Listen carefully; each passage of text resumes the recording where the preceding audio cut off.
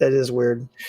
And we're live. It may be weird that there's a freak snowstorm coming John Paduchak's way, but today we are here for Don't Stream It. No, do stream it. Don't dream it. Stream it. Yeah. See, you put me in the wrong corner. I put him in the driver's seat and look what happens. I'm in the driver's seat. I crashed, but I didn't burn. Remember though, the most important point though is nobody puts baby in the corner. Exactly. That's right. Hey, I'm in a corner. You are in the corner. That's me in the corner, losing my religion. This corner. I'm Dr. Christopher Vogelman of Maximize Your Media and Life Beyond Practice. And who are you? I'm John Paduchak. JohnPaduchak.com. Over here. Hey, how you doing? And Targeted Net Solutions is our digital agency.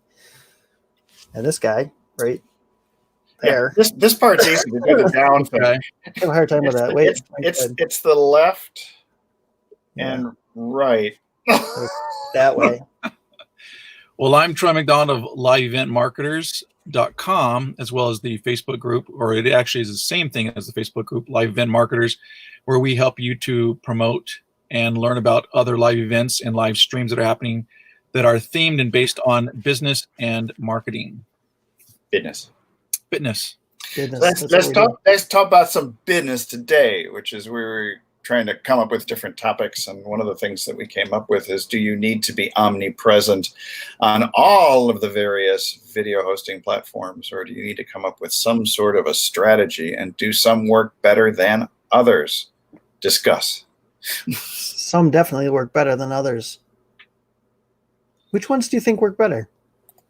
You're talking Troy, to me? Both of you. Both of us?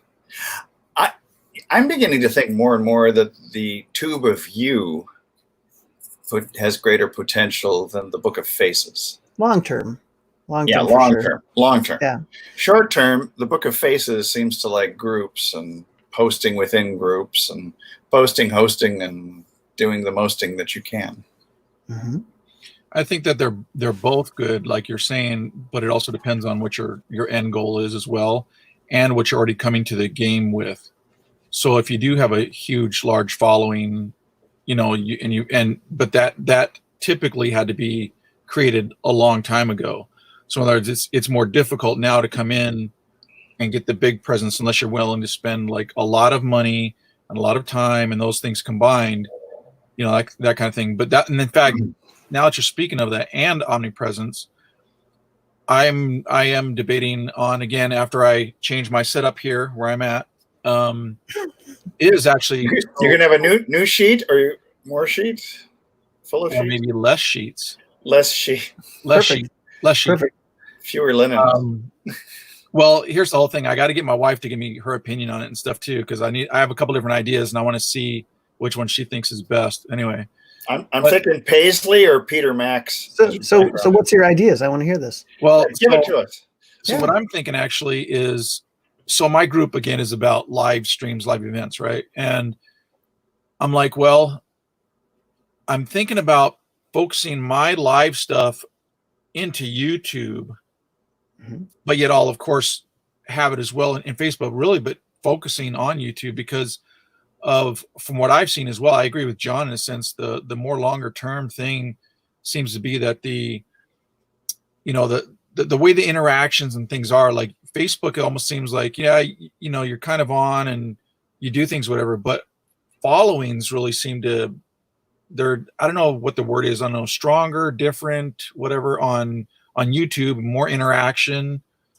I think Facebook people, unless they really, really get pulled in by something, which is more or it's less often, then they won't even comment. They'll be like, oh, that's nice and whatever. And they'll just zip by it. They won't even hit the like button whereas the YouTube audience seems to be a little bit more different, which is, I think if you think, again, I'm just going off the top of my head, but the way the media is that, YouTube is, you are going there to watch something, to kind of participate in something, where Facebook is you can just do things, Well, I wonder because in Facebook, feel any desire to connect.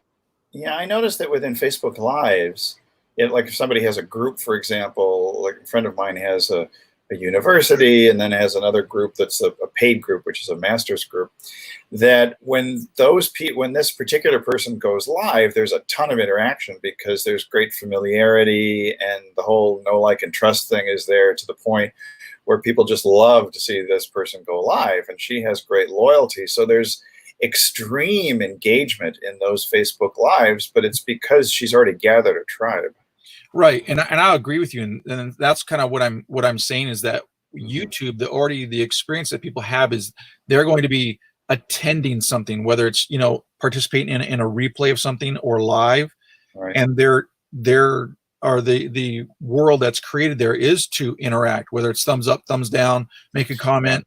Where the Facebook is, yes, if you have a following that you've built, especially in a group, that's you can really get some interaction going there.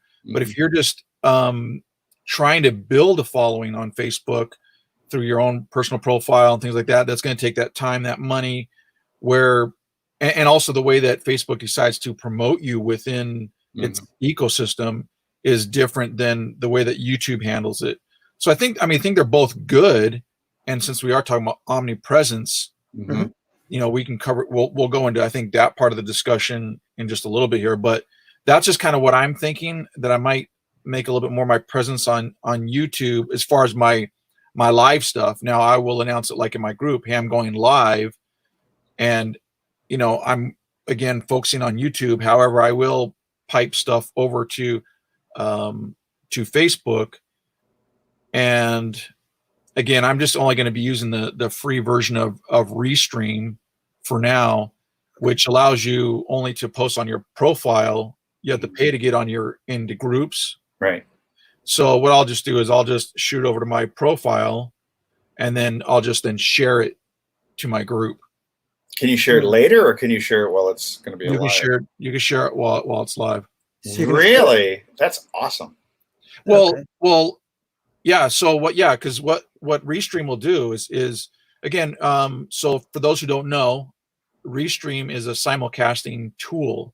Basically, you take your video feed and you pump it into their system, and their system will then shoot it out to the different things that you've connected to. So like Facebook, YouTube, all at once, because if you try to do that from your computer, you're going to bog down your computer, whereas they have all the resources to basically, throw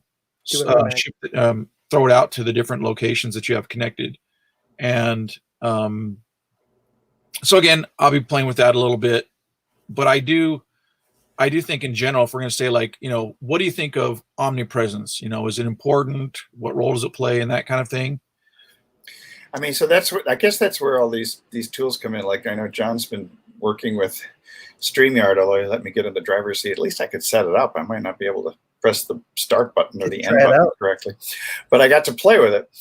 And what's interesting is that he has selected to go to Periscope on Twitter, as well as YouTube, as well as his personal profile and his professional page.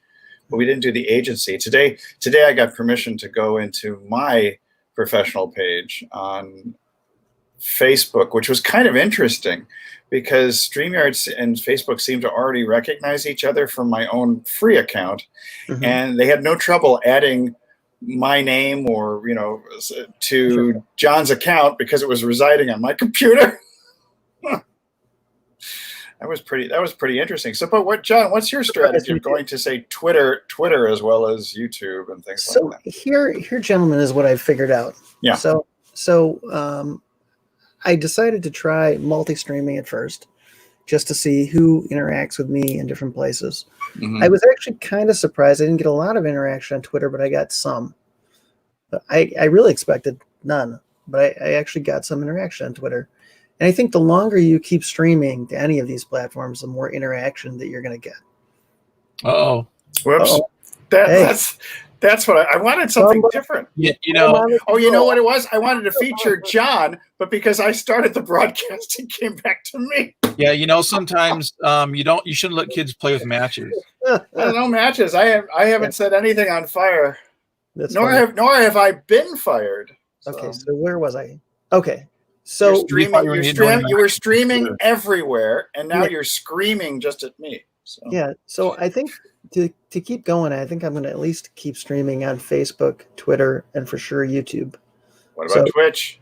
Twitter, Twitch is the unknown category here because I don't know. My daughter keeps telling me, she goes, well, there's a lot of people that are streaming on Twitch that do marketing stuff. You should continue. And that could very well be. In fact, I saw somebody doing a cooking show there, just making like red beans and rice or something, and had a huge following on Twitch. I'm thinking about doing a cooking show.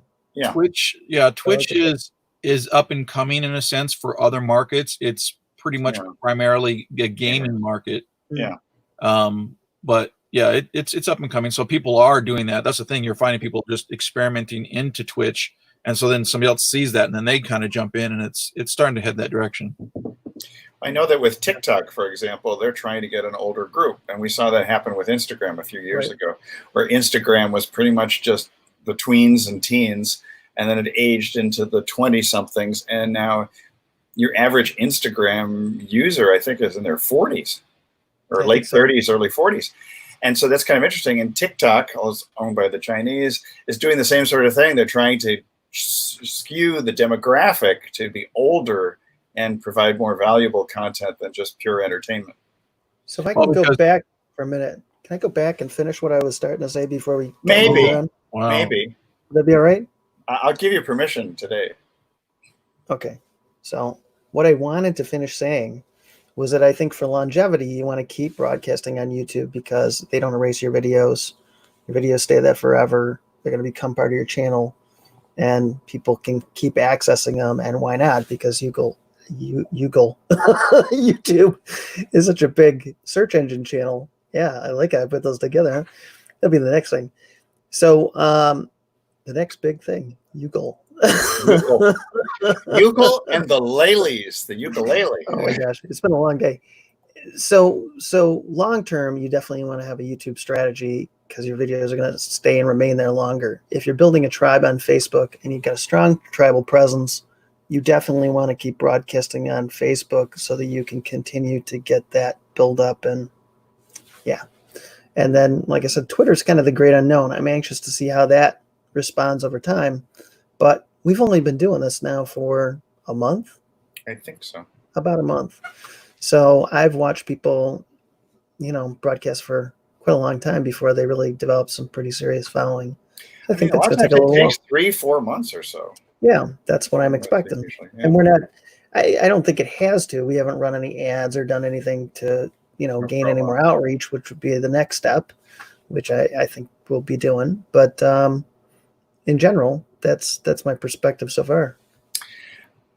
I'm becoming a fan of Instagram Live, and Me too, actually. Because the Book of Faces owns it, I think that there's more and more of a seamless integration. At least all the IG direct messages now come into my page, the Dr. Vogelman page, and I can even answer them from Facebook back into Instagram, which I thought was pretty cool. And for some weird reason, I get a feeling that there's not that goldfish attention span there. For some reason, not as much. I don't think as much. No. Nope. So I do think there's a little longer attention span on Instagram. So would you say that might be the trifecta: Facebook, Instagram, YouTube? No, they don't allow you to go directly to Instagram. No. What I'm saying is that in terms of the platforms that you would recommend for most people. Yeah, I think Instagram is definitely one to take a look at. Yeah. Mm-hmm. Do you know anybody who's doing much Periscope these days, other than other than me, us? Yeah, I mean, I don't see much on Periscope. I mean, you do see live feeds from news events and breaking news and things like that. People doing stuff on Periscope. I keep seeing feeds pop up from time to time for different people. A lot of actors and actresses are still running, events on Periscope very frequently. I keep seeing like Alyssa Milano keeps popping up. A lot of other people are, quite regularly on Periscope. So I'm just wondering what the value is. I know that when you mentioned YouTube, things lasting forever, I think the rumor that has been spreading for the last 2 or 3 weeks was that Facebook is going to start deleting the Facebook Lives. That is a rumor. I see it happening, actually. You've seen it happen, or is not? I see that happening. Yeah, I mean, I can envision it. I haven't seen where's my video. It's gone, but Yeah, because I Dude. think the postings are different on Facebook too. So it's like much more right now, current, immediate stuff. YouTube is a little more, seems to me, a little more planned out. People just don't go live to YouTube. It's very rare that you see live YouTube. Yeah, you're right. Yeah. And that's actually almost a great reason to be going live on YouTube, because do what nobody else is doing. Mm-hmm. Well, I don't want to leave Troy out. So there is somebody that does go live into YouTube, and then, in fact, he has a student of his that actually, when he goes live, she's come in and posted his lives on YouTube in our group, in the Live Mint Marketers group. And so there are people that go live, and there's some people that I'll watch live, like I say, kind of in the evening, when I'm vegging out, and some gamers and stuff like that. But I think the thing to think about as well, let me add my 2 cents on the Facebook deleting. I can see them deleting because they are a different model. It's much different. You get in now and you check it out, whatever, and after a while, nobody's going to check you out. Facebook isn't built to check those out. They're not searchable like on YouTube. Delete. It just stores up. It just holds up space for them. Whereas YouTube, again, is more on the search type stuff. You come in and you're looking for something, that kind of thing. So I can see that happening. Whether it will or won't, I don't know. Yeah. But I think the main thing that we're kind of talking about too, omnipresence, and if people aren't sure what that term really means, it's basically being found anywhere and everywhere. Mm-hmm. And so, is that important? And I think so, because people like different things. Some people, do like looking at YouTube, and for different reasons. Like some people constantly look at YouTube. Some people just go there when they need to know how to fix a particular thing and they want to watch a how-to video. YouTube, again, is that, you're scrolling through, looking if anything catches your eye from people that you're friends with. And I don't Instagram at this point. I'm sure I will. But there's a reason that people have, follow that. There's the same thing for why people use Twitter. And especially now with technology making it easy for us to, almost with the click of a button, you're in all those areas. It makes no sense to not do that, because you never know who you're going to reach. And again, you're going to have your particular channels that get you more reach than others, but I'll still take, onesie twosies from some place that doesn't take me nothing but a button click every now and then. You know what I mean? Mm-hmm. And that's the other thing too, about when you look at it, why would people want to have omnipresence? Well, the reason is to get more of their tribe, right? Mm-hmm. So if you're getting one or two from over here, but majority from over here, if it doesn't cost you really anything to get the one or two, who's not going to take that? I mean, so now, and a lot of marketers have often told me focus on one platform or one place as opposed to trying to be everywhere. What is your thought on that? Well, master one. Yeah, that. Well, okay. There's two parts to that. Or okay. So the number one is, you heard that a lot in the past because there wasn't now all these like simulcasting services and things like that. So that's partly why that existed. Then the other part of that is because, well, you handle them differently, right? So like if you have a YouTube audience and you're again focusing on YouTube, you're going to talk to them differently. Hit the like button, hit the bell notifications and those, subscribe, that kind of like that. Whereas if you're also simulcasting, on Facebook, I mean, most people will kind of know, okay, yeah, that's because he's focusing on YouTube. But for some new person, they might be like, what are they talking about? But that's where, like you'll have to figure out how you want to handle that. But I think that's really the reason why you've heard that. And some people still have talked about that. But the other part of it is too, is so whatever you are focusing on, like I say, I think my focus is probably going to be YouTube for the long term. So I will be doing that, but yet simulcasting into the other areas. Is that, so then you how that system works. You know what you want to tell people to, hey, subscribe, hit the bell notifications, and you'll want to kind of do that because you're talking to, the main area that you're looking to build, that tribe in that area. Yeah. So that's why it makes sense. I'm just wondering if, sorry. I was just going to say, when we set up my friend Ken Stone, who really hadn't done any video hardly until like a month ago, we pretty much took that same strategy. His main focus is YouTube, because he got a channel started there. He's building that, but he's got, a tribe building on Facebook. So main focus is keeping everything and big things on YouTube, but doing smaller things to lead them back to YouTube and saying, most of my larger videos are stored on YouTube. You can see them there. Everything's stored on YouTube essentially, but his bigger videos are all on YouTube, not on Facebook. Yeah. Well, even the tiny ones, I mean, that's what I've noticed with my wife Maggie with Mommy's Kitchen is she puts those little tasty videos up there and they're 60 seconds, maybe 65 seconds at the most. Mm-hmm. But she really gets search volume from those teeny videos that are on her YouTube channel. But most of her work is actually, I would say, on Instagram these days. Secondly is Facebook, and YouTube is kind of in the last of that. But I think she just did an Instagram live this week and got a lot of engagement. Now it's just a question of repurposing, because still we have this trouble of saving the video and then putting it. It went into her stories, which is a very active place, mm-hmm. But then it also was stored on her phone. That's right, in the camera roll, and then repurpose that later on YouTube, which is actually pretty good. Makes sense. Yeah. But I think the main thing to think about as well is that, you're looking to basically diversify, because if something happens with a particular channel, because, they get crazy with their terms, or they decide that you have somehow violated something and you're gone. Well, now you're not like, oh, I was all on one thing. Now what do I do? I'm all out. Yeah, that's why I'm a little scared. For example, some people put membership groups on Facebook.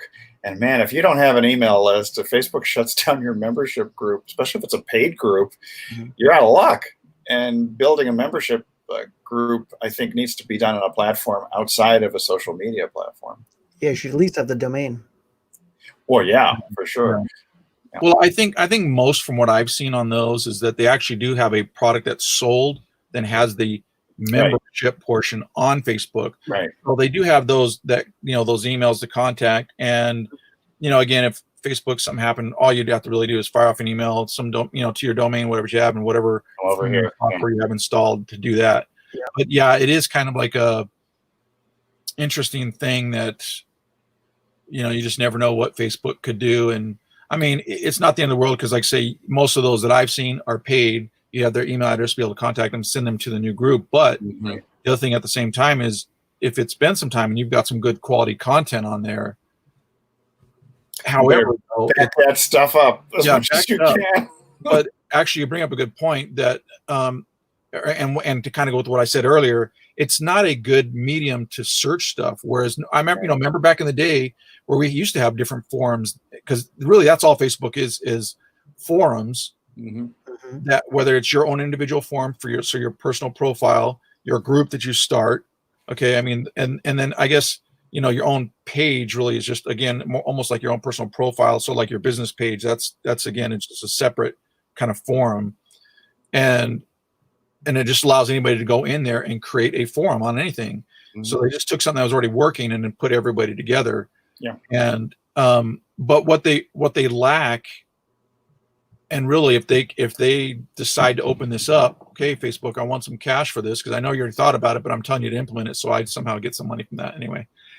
Is the search type thing, because if they can turn that into a search engine, or in a better fashion, then I mean, yeah, you can search for things now, but in a better fashion, because in memberships, and you had the forum, I mean, you can start certain sections that were easier that covered a topic. Whereas we're in a group in Facebook, you just have everything is all together. They started to add like the units thing, but that's I've seen that, the units, accomplish this to move on to the next thing. Yeah, we're not really rolling out things as good as they can, as far as making it more like YouTube, where people think about it when you want to learn something. Instead of thinking like, well, what can I learn from, Facebook, and where they go right in there. They go like to YouTube or Google, but YouTube for the video learning.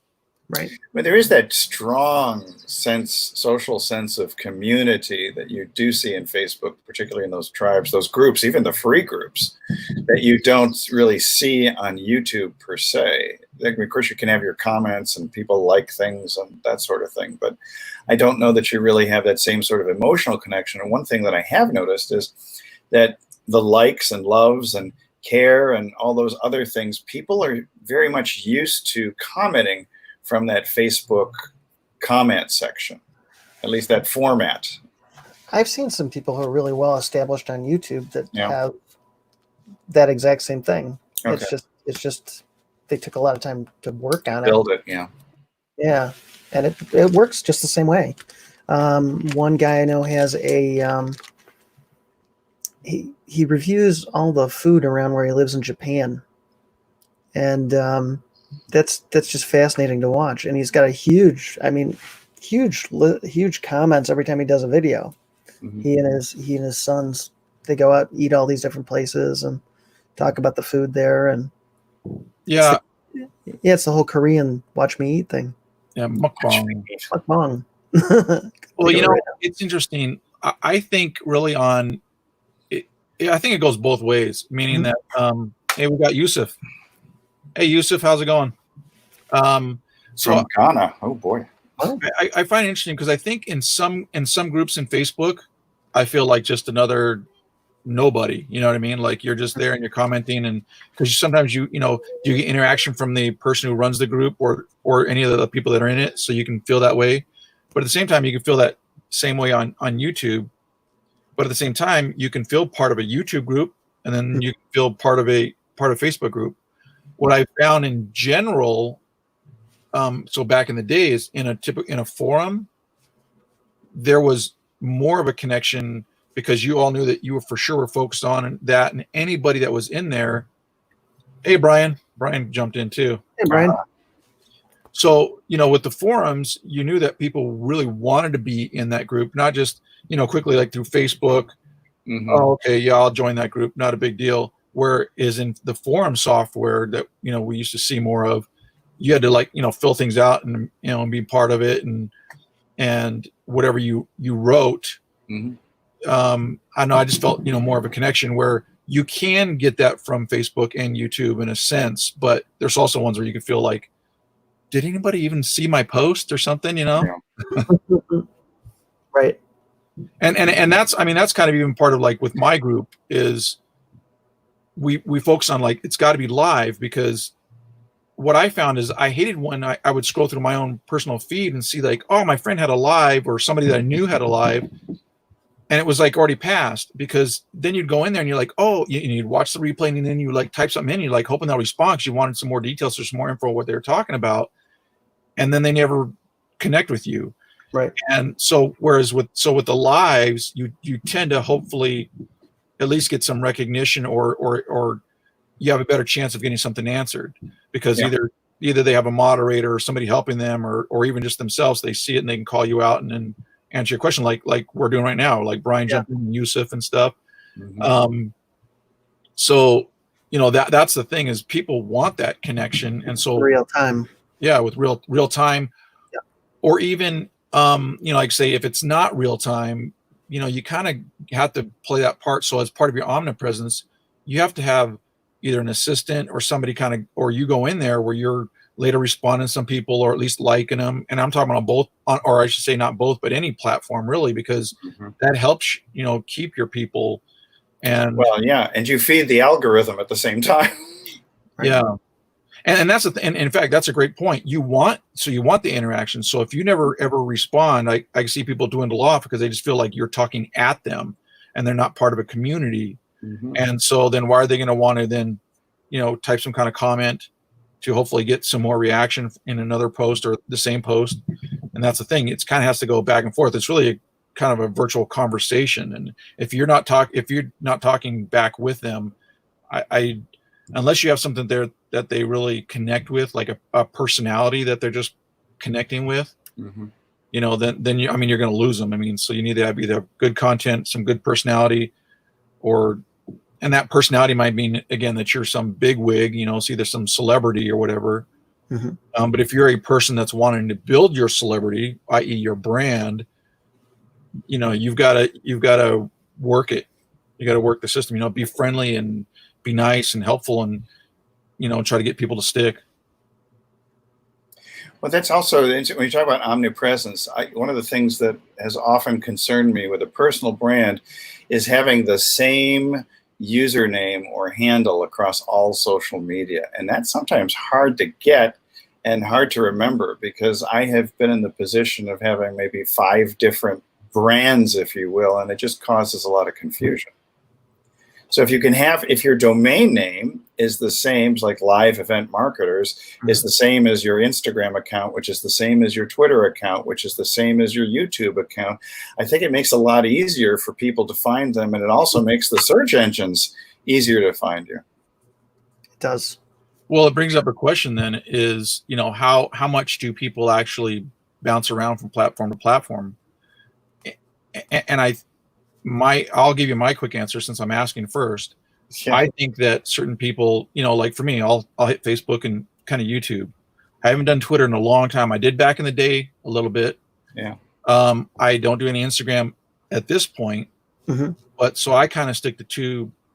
I kind of use, I should say, I use Facebook a lot more for the live stuff. And like I said, I've talked about YouTube, what I'm going to be doing or what I feel I'm going to be doing, and then. So those are the 2 that I kind of jump back and forth between those 2. Yeah, that's funny. That's what Brian is asking right now. Do you go live on all platforms, or should you try to build off one platform first? We were having that discussion earlier. Yeah, that's a good question. Go for the replay. Hey, but you know what? We're going to reward Brian for being here. So that's true. So answer. So kind of what we said, Brian. I'll give you my 2 cents. Is it was kind of, and actually Dr. V had brought this up earlier. That was part of his question. He says, well, people talk about focusing on one platform. And I said, well, there's a couple things to that. It was talked a lot about that in the past because there wasn't all the tools that we have now where you can simulcast to multi, locations all at once. Right. And then there's the other part of it as well, that you are going to handle each platform differently anyway. So if you're on YouTube, you're going to tell people like, hit the like button, hit the, bell notifications, subscribe. Yeah, that kind of stuff.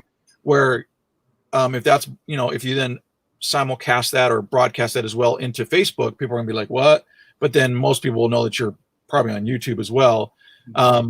So I personally think that, you're going to probably focus on a channel, but that you should simulcast into all channels, especially now that we have the technology to easily do it. Yeah, at least the major ones where you have audience anyways. Yeah. John's cool account, his StreamYard paid account that I got to play with, you can stream simultaneously into 5 different locations, which was pretty cool. So. It's like insanity. Yeah. So StreamYard, the free version just lets you do, I think, like you pick one or the other, like, because I think you do like 2, I think. Oh, you can? I thought I could get 2. Not really. I think so. Maybe they hated me because I thought I could only get it to work for 1. You know what? I'm not sure that's true. I think the professional version does 2. So the free one is 1. Next version is 2. Yeah, next version is 5. There you go. I think you're right. I think you're right on that. Yeah, I had to think about it a second. Yeah, I tried to set it up to 6, and it said you have achieved maximum distribution. You've reached the edge of the internet. Yeah, you do not step and one then, more. And then Restream. So they have. By the way, they finally did announce their contest. So did you win? No, I didn't. No, but it just was kind of funny that. Anyway, I digress. Anyway.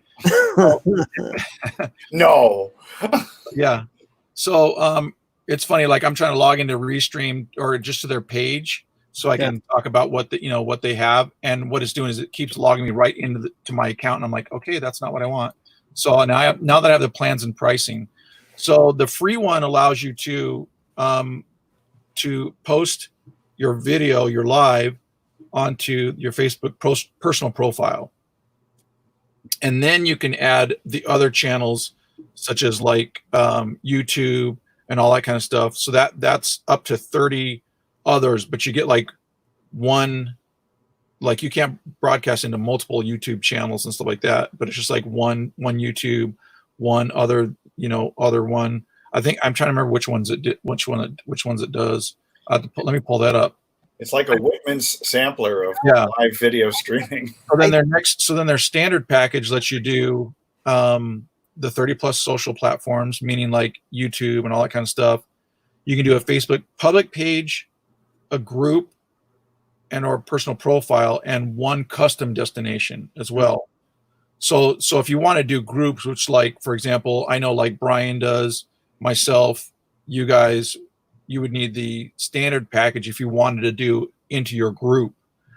And then the professional package does all the same stuff as the standard one. Then you have 3 custom destinations, and they also remove their branding, which is on their, which is only, the removal is only on the professional package.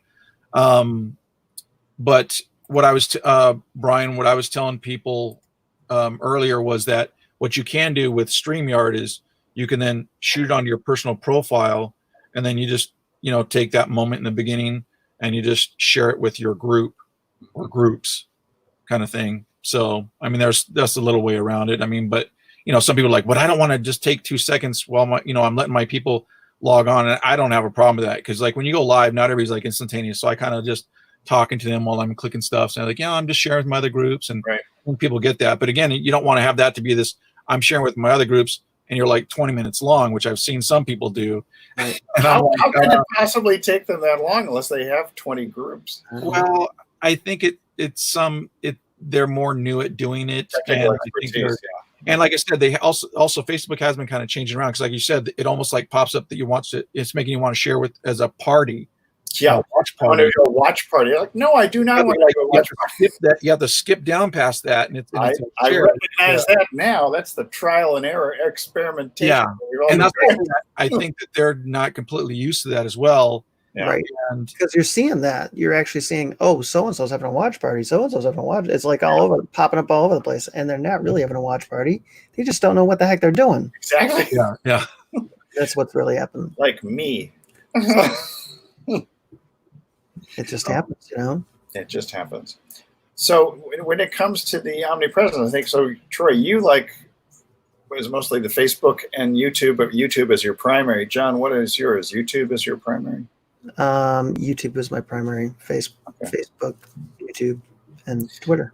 Yeah, for me, I've actually had Facebook as my primary. I've done very little with YouTube, but I'm now playing on Facebook, YouTube, Instagram, and I still play on Twitter because I have a lot of relationships with people from back in DC, where I lived for 27 years, and I'm going back and forth, and I've actually had great engagement with a lot of social media gurus or mucky mucks or whatever, just casual conversations on Twitter that's got me on their radar. That's pretty interesting. I actually think in some places, like on Twitter, if we went down to doing the snippets and doing shorter videos, we'd be getting more interaction than doing the longer ones. Yeah. And that's the next thing to go to, is doing some shorter videos in between to test that out. And I will say that I think a lot of people don't interact because they listen to like the first 2 minutes and they go, and they get the 3-second view and they disappear. They disappear. So I think that's happening a little bit too. I will say one thing, that when it comes to engagement in video, Instagram is pretty amazing because of the phenomenal increase in direct messaging on Instagram. I know people who don't even look at things in Slack, but they will answer your messages, your DMs on Instagram, which I thought was pretty amazing. So I think Brian asked a good question here. So he says, yes, I have the Pro, I believe. I was just concerned about not having a big presence on other platforms and just popping up with a live stream. That's the way to build a presence, Brian. Yeah. Eventually somebody's going to pop over and maybe like you. So that's a good way to get started on a totally different channel. Yeah. Yeah, Brian, we kind of touched on that. The way we look at it, or the example that I gave, is with the touch of a button, since you have this ability, right? And there's other platforms that do it. I think there's like a livestream.com, I think, as well as another simulcasting one. But there's other services that do the same thing as Restream. But basically what we had talked about was, okay, let's say you have your bigger following on, we'll just pick YouTube, right? But then you can also, jump into Facebook and have it streamed there, and again, other platforms. And especially as other platforms come and some will go. I mean, it's just, the internet, right? But the simple fact is, maybe you get your most engagement, and maybe even your most customers or brand loyalists or whatever on YouTube, but maybe you get a couple over here from Twitter or something like that, or you get a couple over here from Facebook, but those are going to add up. I would take even, I was gonna say one a day, but it might even be that number, but I take one a week for a platform that I really am not even really doing anything on except shoot my video over there. Now personally, I would think that you should go in every now and then and just kind of give it a little bit of love through some answering a comment or two, thing like that. But if you're not really spending much time on it, send it over and let it trickle you some love, so to speak. And like if you look at so my group, right, what I've been doing is I have been reaching out to people about the group, but at the same time I've been talking to the group about letting their friends know about it, just like you would do in a normal video, right? And at the same time I've also been shouting out to people that I know that they have, because I've gotten a screenshot of them where they put it, and like you did, Brian, right? Because actually Brian, he was on one of our more recent shout outs where he had told his group about my group. So you want to kind of like get that love going a little bit, by getting other people to share and things. And then what happens is, next thing you know, you get another little person that comes into your one of your main channels. So they come onto your YouTube channel because somebody else talked about it, or Facebook. And so it's about being everywhere so that everybody in essence talks about you. So you're building up on all these different platforms or whatever. And we also did talk about, guys, remember we talked about also being in different places, so that if one kicks you off or some kind of weird thing happens to it, you're not just like, I never built anything else up. You're not totally dependent. Yeah, because I noticed that. So on Facebook, my page has got like 12,000 people. My YouTube channel, which is really dinky, I switched YouTube channels not too long ago and only have 29 people. But the thing about it is, if I started to focus my attention on live streaming through YouTube, I'm willing to bet that those numbers would just increase dramatically in a very short period of time. Yeah, I would certainly think so. Yeah. That'd be my next experiment. YouTube. Well, the other thing too is, like, people need to understand that as they're building any channel on any platform, is its time. Okay. Like, so we're cracked over a little 500 members in a little over a month. And, I remember okay, I just want to get to 50, and then it was like, when am I going to get to 100? That kind of thing like that. And it's still growing, and it's kind of interesting because I find myself, going like, okay, the next milestone, when am I going to get to 600? You know what I mean? Or even the 550, because I think we're getting close to I think we're like 515, almost 525, right? Yeah. But you need to be patient with as you build out these platforms, and just understand that the consistency, like what we're doing here, what we've been doing with these lives, right? We've been being consistent. Yep. And that's the biggest thing is people need to understand that you will create an audience, but you do need to pay the price, which is putting in the time. Right. Consistency really helps. And then that interaction with those people, because they are real people. As marketers, we know that when you send out an email to market to somebody, you're talking to one person at a time. And in a sense, you have to still keep that mindset when you're doing live streams. And what I mean by that is that you are talking to a group, and people know that, but yet the interactions you see on there, whether it's a like, I've even taken people that in my group. So this is talking about kind of building your presence, right? So what I've done when I've seen people like stuff, and I've never even seen them, like or comment or anything like that, I'll PM a message, hey, thanks for interacting with the group. And I'm like, because I really appreciate it. I know that means a lot to the algorithm, but it also means a lot to the person that made the post originally, or even if it was to a comment that they hit a like or a heart or whatever in Facebook, right? So it's to show people that, hey, somebody actually out there cares about me interacting with that. And and it can bring up, I guess, another question then, how do you handle or maintain these multi-platforms, where you are getting interaction? It's a lot of time. I mean, you probably do need to hire a VA at some point. I know with my wife, Maggie, the DMs on Instagram sometimes take her an hour a day answering those direct messages. But her page views on her blog have just skyrocketed over the last several months by doing those kinds of direct message engagement with all these people. I mean, and people start thinking like they know you, like you're their best friend too. Sometimes it gets a little scary, but Yeah. for the most part, people ask questions. I mean, and sometimes people ask questions like, "Hey, that was the best example I was thinking of, the direct message. I made your recipe, but instead of lemons, I used limes, and instead of sugar, I used honey, instead of this, I used that, and instead of beef, I used chicken, but it didn't come out right." And it's like, so then you want to be kind to them, but at the same time, you're going to say, "You didn't make the recipe. I suggest you go to the blog and try the recipe again." So, but it's always a little challenging to manage those direct messages, just like it can be challenging to manage the comment section when you do go live. Right. I was going to say too, I think it's important to let people know where the bulk of your content lies. Right. So if you feed one channel over another, you're going to find the most of my content in my groups and communities, or you're going to find the bulk of it at YouTube is where I do most of it. You know what I mean? Wouldn't the bulk of your content really need to be centralized within your website, just in case all the other platforms blew up at some point? Be posted there. Yeah. Because that's what I'm thinking, that we've sort of ignored websites now because, find me over YouTube, find me over Facebook. But I'm just saying socially, where you're, participating and communicating and being social with people, you want to let them know where the bulk of your social content lies to interact with you.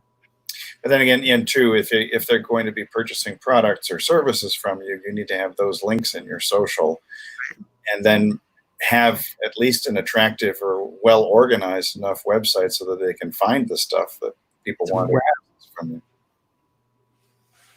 Web. The interwebs. Well, Dr. V, also you bring up an important thing or something to consider too is, the messages that you get, and I'm not referring to the DMs now, but like the comment messages, right? You have to. So what I'm finding with my group too is, when people post something that's not completely appropriate, if Facebook gives me the access to erase it, I will. And that's even like a post, right? So, right. And then things come up too where you never even thought, like, well, how do I handle that? And I know the example I've used before is somebody said, well, can I post this because so my stuff, again, like I talked about, is focused on lives, but this event is recorded. And then I had to think about it, and I said, but is the actual event live? Because I know the recordings are, because people are the experts are from different places around the world. Right. And I said, well, but to me, it fits into live events, right? And the actual time that's going to be going on is really considered live. It's from this date to this date, and it's live. And so that to me became acceptable. So you have to also, there's policing your group, you know what I mean? Yeah. Or moderators. Sometimes you need several moderators. Yeah. And so that's something else to keep into consideration that as you grow, that, as much as we talk about, if it doesn't really cost you anything, just to pipe it over there, you want to like just put your eyeball on it, if for nothing else, maybe it's kind of blowing up and you're like, didn't know you should be probably start interacting a little more in here, You thought there were tumbleweeds, but it was a rave going on. Yeah. So that, that's another thing just to keep in mind. And like you said, at some point, you have to think about having some staff, or whether that's a VA or even a family member that helps you out, or, yourself, when you're just willing to put in the time and work it out. And then I think John has a good point of reinforcing your main, your main platform. And I know that's kind of what Brian was talking about too. Well, do you just have a main one? And I'm like, well, yeah, you have like your main one, but you need to be shooting out to all the others, especially now what you can do with the press of a button. And then it loops back to, like we just said now, but keeping your eyeball on them as well. Your website should always be really your main one. I mean, your main hub. Yeah. But it's funny though too. But at the same time, you don't want to go crazy with notifications coming off on your phone either. So there has to be this balance between, I don't want to be constantly interrupted and distracted by who just liked my Instagram post, at the same time, you don't want to ignore these people. So it'd be nice if there was a place where all your notifications could be stored, and then you just check in like once a day or so, and they come to you automatically, so you don't even have to scroll through to the particular platform. An aggregator. I'm trying to think if I've heard something about that. I know, like, if you do, so I know, like, in the live stuff, right? So Restream will pull all the stuff in, and you can get all the stuff together. I know that, and I know, like, for example, StreamYard is doing that, where we can get, like, you know, somebody from the interesting, awesome people from Twitch when they come in. They are interesting. Yeah, they're very interesting. They're never boring. Yes. And then, like, we can see, so like the one, you know, like for Brian and Yusuf that has come in, you know, we've seen theirs, and it shows Facebook and stuff. So there are those, but I think I could have sworn I've seen something that or either they had talked about it as being, again, the same kind of concept that you're talking about, that I can't remember if somebody was working on something where, and then, you know, but I just haven't heard anything, because that would be great to almost have your aggregate. An aggregator, yeah, just bring it all together, and then you manager where you could also answer all of them in that one location instead of jumping from platform to platform. I bet there's something out there. Part of the problem in a sense too is what the platforms allow them to do. Yeah, the API. Yeah. And I think part of it comes down to, because, you know, there's the privacy type issues and stuff. Yeah. And, in fact, speaking of that privacy issue, so Facebook just notified me, because my group is public, and I just want to do that for the beginning, right? I was at some point going to switch over to private anyway, but they just said that. Before you could switch it to private, and I think you can go back to public, but once you hit 5,000 members, Facebook's rule was you can't go back to public. And I don't know. Really? Wow. I don't know who should be jumping back and forth, why you would be doing that, but to get to 10,000. Yeah, well, I think that's probably what some people thought they probably could do now. Now that I have it like at a big number, I can help make it more open or something, and then get more reach, or I don't know. And maybe you could toy with the algorithm at some point, but they just had said on my on my group, it's a notification, so it says protecting members' posts and content. We're building a much stronger privacy protection for everyone on Facebook. Soon, private groups won't be able to change to public to protect members' privacy. And so it just says to me, Live Event Marketers is a public group. If you ever make this group private, you won't be able to change it back to public. Wow, I had no idea, because I went. Today. Yeah, interesting. But that's only at 5,000.